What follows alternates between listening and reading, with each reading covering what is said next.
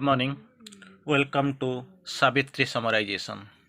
So this is a great morning. Of course, we are going to discuss on Book 1, Canto 2, the issue. So already we have taken one subject on the symbol done sequentially, and step by step we are going to have a brief summary to draw almost an outline on this every canto also. So this is today in terms of this summarization, in the process of this Savitri summarization, we are going for book 1 canto 2, the issue. So this is a good topic we are going to discuss right now. We'll start here with our own normal style. For a while, Savitri is withdrawn into thought, because initially we have seen this was the day when Satyavan must die. Alone he in herself she gathered force. This was the day when Satyavan must die. So this is the issue before her. For a while, Savitri is withdrawn into thought. Her whole life flashes past in her mind, her childhood, youth, her fateful meeting with Satyavan, the last 12 months of love lived in the shadow of death. Because we already know, as briefly described by Sri Aurobindo in his glorious lines, 12 sweet wings months are given to him and her. 12 months, but actually swift winged. These are the condition. These are the actually this swift winged is better. Some reflects what about them, the passing of the year. So 12 sweet wings months have been given to him and her. This day returning, Satyavan must die. So this day is going to fall upon this fatal moment. Of course, it is going to fall upon Savitri. This is a great time. So she recalls. Everything flashes before her, flashes past in her mind, her childhood, youth, the fateful meeting with Satyavan, last 12 months of love lived in the shadow of death. Everything actually it has been recalled by Savitri in her gorgeous passage. So we can just remember an absolute supernatural darkness falls upon man sometimes when he draws near to the God. So not always. An absolute supernatural darkness falls upon man sometimes, not always, sometimes. And when he draws near to God, and our hour arrives when fell all nature's winds. So this was the time now, right now, she is facing. That time actually what she is doing, her witness spirit stood reviewing time. Her witness spirit stood reviewing time. All that she once had hoped and dreamed and been flew past her eagle winged through memory's skies. So this is the scenario, and we'll proceed for the next step. In this hour of her crisis, because things are coming fast and time is running swiftly, here the exterior personality is displaced by her inner spirit. Exterior personality is displaced by her inner spirit, which steps forth and takes hold of the situation. Inner spirit, it is coming out and taking stock of the situation and taking control of the situation. For only so can the determination of nature is erased. The fate, the determination of nature, it has to be erased, it has to be displaced, because nothing depends upon the exterior scenario, superficial character or external entity. Everything will to be controlled by the inner spirit. The destiny of the body can be changed only by the will of the soul. Destiny of the body has to be changed by the will of the soul. Already we have known this is the scenario. From inner outward, from inside outward is the rule. With her, it is not the question of her personal submission. That is what. But she came for the purpose is there. She will never submit to defeat, to actually to battle and to win. That is her that is her mission here. Who will she will never. This is not the question of the her personal submission. The whole challenge before of death to the life that has been that life has been meeting since time immemorial from time eternal of doom to love is involved, and she is preparing for the moment of trial in the context. This is the scenario, this is the preparation, this is the ordeal, and she is going to face forcefully.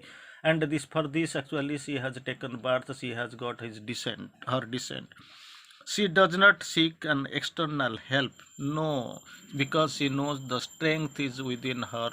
The soul is particularly prepared to face, and she is well aware of.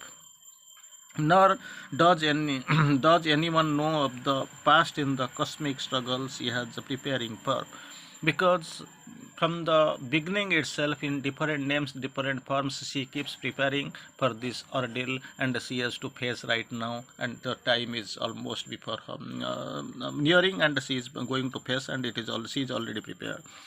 The solitude of nature in which she has passed in the last 12 months have helped in the deepening of her inner life. This yoga, this preparation, this foreknowledge, everything is almost a preparation for her life, and she is well prepared to face the consequence, the ordeal, whatso you called. So anyway, this is there will be a great scenario right now. Sri Aurobindo quotes rightly, her will must cancel her body's destiny, for only the unknown spirit's timeless power can lift the yoke imposed by birth in time.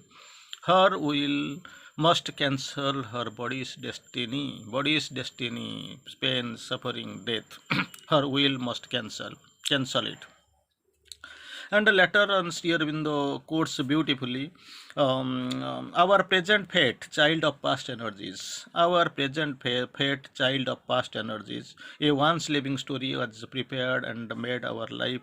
Our present fate, the child of past energies. Again, Sri Aurobindo quotes beautifully, her soul's debate with embodied nothingness. Her soul's debate with embodied nothingness, which will go in the last towards the end. We'll see. Just it is a beginning for us. We are going to start the topic almost in the second canto only. We are standing. Her soul's debate with embodied nothingness must be wrestled out on a dangerous dim background that must be wrestled out, and it is destined. She must plead her case upon the extinction's verge. So this is the acquittance she must win from past bond. So this is the, you can see some of the economic term here. Her acquittance she must win from her past bond. All old account of suffering exhaust, strike out from time the soul's long compound debt, and the heavy servitudes of the karmic curse. So this has to be wiped up. This destiny, this balance sheet must be changed. There must be an upside down change here. Again, we'll try to read a few some things, and we'll try to go for the next step. It was here in the deep green nature that love had at last found Savitri a home in which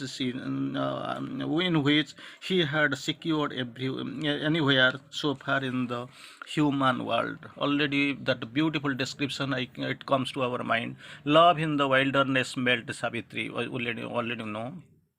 Then love came to her hiding the shadow. Love came to her hiding the shadow command in the form of death. Well might he purpose is that, well might he find in her his perfect shrine. There is no perfect shrine than the heart of Savitri. So in changing the form and the face, of course the death is coming, because she is ready to face the perfect shrine in Savitri. So later on we have seen her witness and wideness and heights of consciousness, her purity and sublimity of being, Her unbreakable strength were a match to his. She was worthy of the Godhead of love. Because we know that glorious description as described gloriously by the master, we have seen beautifully. Few lines we can quote from Savitri, that is a beautiful description. Her armored spirit kept watch upon the hours. Armored spirit, how it is armored spirit, kept watch upon the hours. It is actually approaching her, that our time right now it is approaching. Then there is a big description from Sri Aurobindo. The world unknowing for the world she stood. Initially we have seen and discussed a world's desire compelled her mortal birth. It compelled, she came. But thing is that here she is almost leading, becoming a mighty stranger on the path. No part she took in small earthly happiness. That's all we have already seen in the previous discussion. Here, Sri Aurobindo quotes, the world unknowing for the world she stood. For the world she stood, this world is unknowing, because this world is almost acquainted with this small happiness, small pleasures. That's what is the height and depth of the mortal longings. So, but actually, mother's arrival and descent, the purpose is totally different. No helper had she save the strength within. Within the strength within is the only she's only is saver. No helper had she saved the strength within. There is no witness of terrestrial eyes. No witness of the terrestrial eyes, because terrestrial eyes can't see. They are not at all aware. They don't know what is going to happen. The gods above and nature soul below are the spectators of that mighty strife. That strife is going on already. We have known and discussed. There is a big strife from the time eternal, from the beginning, between love and death. Every time love loses, and death of course wins. So this is the time when mother is representing the love on behalf of love, with the help of the love, and through love actually mother is giving a big fight, and the mission is that death is bound to surrender. It has to be surmounted and overcome. So here in the quotes beautifully, the gods above and nature soul below were spectators of that mighty strife. Around her were the austere sky pinning hills. So here it is going on. Again, Sri Aurobindo quotes beautifully regarding the scenario. Sri Aurobindo quotes beautifully about the love which we are discussing right now. Love came to her hiding the shadow. Love came to her hiding the shadow, death. Well might she find in her his perfect shrine. There is no perfect shrine than the heart of Savitri. So Sri Aurobindo then again quotes, a lightning from the heights on her abyss, all in her pointed to a nobler kind, near to earth's wideness, intimate with heaven, exalted and swift, her young large vision spirit. Just imagine how it is changing. Again, Sri Aurobindo quotes on Savitri and her strength. Her mind, a sea of white sincerity. Just imagine how the great world mother, the divine mother is there. Her mind, a sea of white sincerity, passionate in flow, had not one turbid wave. That a beautiful description described by the master here. So again, her kindly care was a sweet tempered son. Just imagine how the mother is, how she is equipped, how her heart, how her working, how her movement, how her care. So her kindly care was a sweet tempered son. Her high passion a blue heaven's equipoise. As might a soul fly like a hunted bird. That is what the description. Again about the love, comparing to the supreme love in the Supreme Mother, still in the quotes. Love, a deep of compassion, a host sanctuary. Her inward help unbarred a gate in heaven. Her inward help unbarred a gate in heaven. Love in her was wider than the universe. Love in her was wider than the universe. The whole world could take refuge in her single heart. Just imagine. Love in her was wider than the universe. Already mother has quoted, take shelter in my arms, they will protect you against everything. And here also, the great unsatisfied Godhead here could dwell vacant of the dwarf cells imprisoned air. This greatness, this magnanimity, and this wideness is have been found in the in Savitri, of course. Here again, we find sometimes in her he found a vastness like his own.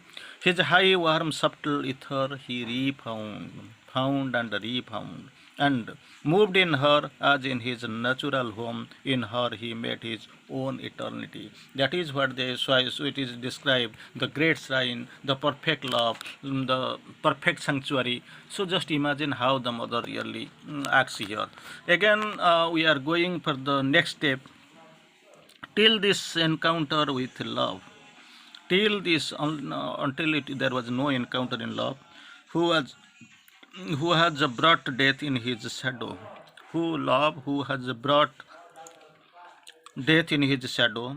Savitri her has known of her earthly sorrow. She knows the purpose, the earthly scenario, the earthly sequence, the earthly life. Savitri everything knows.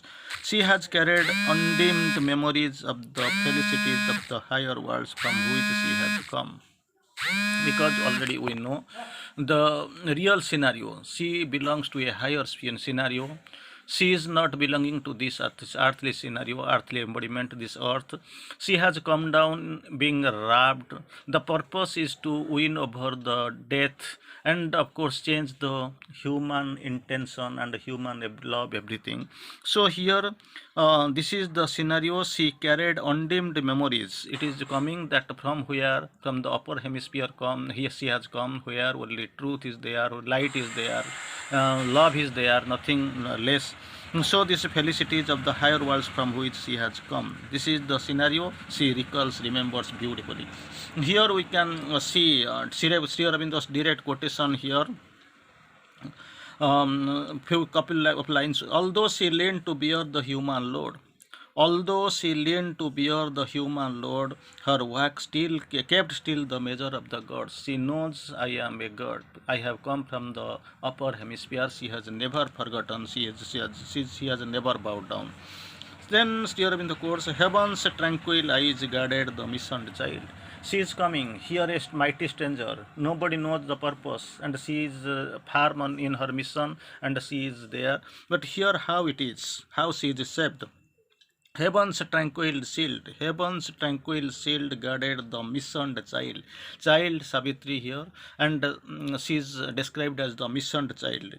A glowing orbit was her early term. A glowing orbit, same protection, same protective circle was her early term. Years like gold raiment of the gods that pass, years, that time passing as the gold raiment of the gods that pass. Her youth sat throned in calm felicity. Just imagine how the brilliant description. There is a darkness in the terrestrial things. She is growing up, she is aware, she knows her mission and ambition. But here there is a darkness in the terrestrial things that will not suffer too long to guard too glad a note. Then again, Sri Aurobindo quotes beautifully on this here. What is the purpose? No, we can find for this she had accepted mortal breath. For this she had the purpose, the mission with which Savitri is coming. For this she has accepted the mortal breath. To wrestle with the shadow she had come. To wrestle with the shadow she had come, and must confront the riddle of man's birth. Confront the riddle of man's birth. That is what that is the purpose she has come. And life's brief struggle in dumb matter's night. Again, is there any either or top or either or? There is no in between. Still in the core city, whether to bear in with ignorance and defeat, or the hew the roads of immortality. Two things, two options: the to bear with ignorance and death, or hew the ways to immortality. To win or lose the godlike game for man, there itself that the godlike game, like for man, she is here, was the soul's issue thrown with destiny's disk, not to submit, not to surrender. No, the only thing is that to go, to coming the road, two ways, bear ignorance and death, or to hew the ways through immortality. Again, to win or lose the godlike game for man, not for herself, because she knows who she is. Here, to win, then was her soul's issue thrown with destiny's dice. Here again, here in the courts, but not to submit and suffer was she born. Not to submit and suffer she was born, because she is great, born great, and of course she is eternally great. But what to do? To lead, to deliver was her glorious part. Here was no fabric of terrestrial make, fit for a day's use by busy, careless powers. Again, we are going a little bit, very interesting description is there. Here we can find here beautifully. Sri Aurobindo describes beautifully, but this state of joy can't continue for long in the world of ignorance. This is the world of ignorance, and this description, this format, this formula, it will not last longer.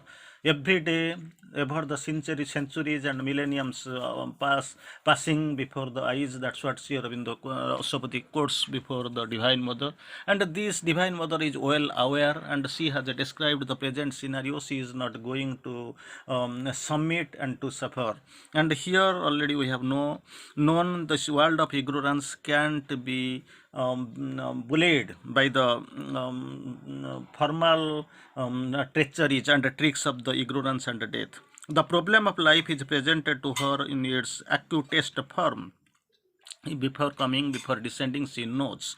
Problem of life is presented to her in the accurate form, and she is called upon to face it. She is determined. She has come to face it, to face the ordeal, and of course to change. Unchanging will she has come. The purpose is to change the fate.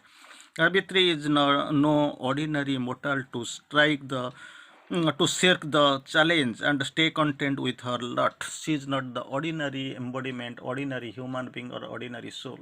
She knows that she is the Divine Mother. Here coming, the purpose is totally different, and she has to make upside down fulfillment here. She has to change the destiny of mankind as a whole. So she is well acquainted and well aware. Here we will try to quote a couple of lines from Savitri.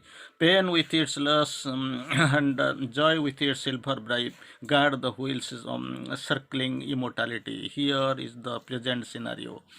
We can find a few quotations from the original writings. We can say, at a goal is this immense material world. A goal is this immense material world. Across each road stands armed a stone-eyed law. Wherever you go, whatever you see, wherever you put forth, everywhere stands armed a stone-eyed law. At every gate, the huge dim sentinel space. Wherever you go, there is the same law, same thing, same resistance, and of course, dimly it is standing, and you have to face. There is no other go. So Sri Aurobindo quotes beautifully later in the format while describing. Sri Aurobindo quotes, she bows, and so thing is that here man so bows and must the mind burn will in man, obedient to the statue of the fixed world. So he has actually people mind keeps sheltering in the ignorance, in the weakness, and of course bending before the yoke of death and brutality of the suffering and pain. Here what happens, in her the superhuman cast its seed. This is the scenario, and at the present scenario preparation, you can see superhumanhood in Savitri. In her the superhuman cast its seed, enough to fold as its mighty wings of dream. Her spirit refused to hug the common soil. Her spirit refused to hug the common soil, or finding all life's golden meanings robbed, compound with earth and struck with the starry list. Just we can remember one line: her spirit refused to hug the common soil.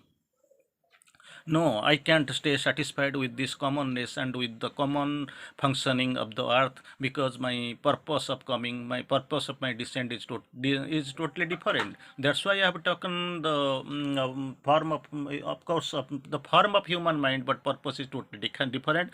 Already we have seen the superhuman would in her the superhuman cast its seat. So there is a big game to be played. This game you must see, that is, even though it is not seen right now, it will have a big repercussion, big impact on the time. Well, we'll run for the couple of lines. That then further definition will find as Sri Aurobindo she means to change the order that has prevailed so far. Entire order, empire, entire system so far prevailing, and this Savitri is determined and for it to change, and this is the purpose of her arrival and taking birth and the purpose of her descent. Assert the supremacy of light over darkness. This darkness has to be superseded, and light will the supremacy of light has to be to prevail over darkness, of life and love over death. No death's command is in the supremacy shall be born later on. Only the supremacy of love and life will prevail here. She summons all her inner resources. She summons all her inner resources. Now it is a fighting not on the with the battleground, fighting the arrow, fighting the atom bomb or something. This is the inner struggle, inner fight. So she summons all her inner resources and links herself with the transcendent will and force. Inner force she communicates, and of course she herself links with the transcendent will and force, and stands up ready for the moments in encounter that is going to happen here. Beautifully, Sri Aurobindo has a very magnificent description here that we can see here. That brilliant definition and description here. She matched with the iron law her sovereign right. She matched with the iron law her sovereign right. Her single will opposed the cosmic rule. Her single will opposed the cosmic rule as being matched with the iron law of her sovereign right. To stay the wheels of doom, this greatness rose. At the unseen knock upon her hidden gates, her strength made greater by the lightning's touch. Just imagine, strength is improving and she is ready because she is determined to do so. Here, one beautiful description has been given by the Mahayogi Sri Aurobindo. A prayer, a master act, a king idea. Three great things have been told by the master. A prayer, a master act, a king idea can link man's strength to a transcendent force. Man's strength, it is too weak, too narrow, too much, of course, confined. So, if the three things are standing behind this man's strength, a prayer, a master act, a king idea can link man's strength to a transcendent force. Then what happens? What is the output? Then miracle is made the common rule. Only miracle. With the further miracle, we move here and there to the Baba, to the temple, to the mosque, to the church. But actually, if this can be done, this man's strength can be linked to the transcendent force through a prayer, a master act, and a king idea. Then miracle is made the common rule. One mighty deed can change the course of things. One mighty deed, it has to come, and it can change the course of things. A lonely thought becomes omnipotent. At all now, since nature's master machinery, it has to change. But condition is that a master act, a king idea, and a prayer must be there, and it must of course link man's strength to the transcendent force. Again, Sri Aurobindo quotes her firm and changeless habits, epping law, her empire of unconscious dwelt device annul the claim of man's free human will. man's freedom, man's liberation, man's free will, it has been abandoned, it has been rejected by the common changeless law, and this will never happen again, because mother has come, her mission is there. Even if the ignorant humankind, human race, human world is bearing the yoke unconditionally because they don't have the option, now the option is the mother, she is standing. Sri Aurobindo then quotes, then nature's instrument crowns himself as her king. He feels his witnessing self and conscious power. His soul steps back and sees the light supreme. This is the scenario. Now itself he is unaware, unconscious, unknowing, but thing is he has to be conscious, he has to become aware, and of course he has to come forward to face the ordeal and have the original, to gain the original light. A Godhead stands behind the brute machine, this truth broken in a triumph of fire. So you just imagine this Godhead, it is there, his presence can be well defined and well determined. Again, towards the end we can find beautifully, a flaming warrior from the eternal peaks speaks. A flaming warrior from the eternal peaks, empowered to force the door denied and closed. The door denied and closed, that empower the flaming warrior here, he has to break it, open it, and actually force into, and of course enter into it. Smote from death's visage, it's a dumb absolute, and burst the bounds of consciousness and time. It has to change. It must change. There is no other go. It has no other any option also. So naturally, it is the time, and we are facing it in a very amicable way, and this is the go. Anyway, before concluding, it is the final counter. Finally, we'll have a we will behold it very interestingly. The divine puissance stages up in her, surges up in her being. It was there. It was actually in a very dim state. It was almost veiled. Actually, now itself, this divine puissance surges up in her being. She stops the wheels of doom and breaks through the finity into the infinity.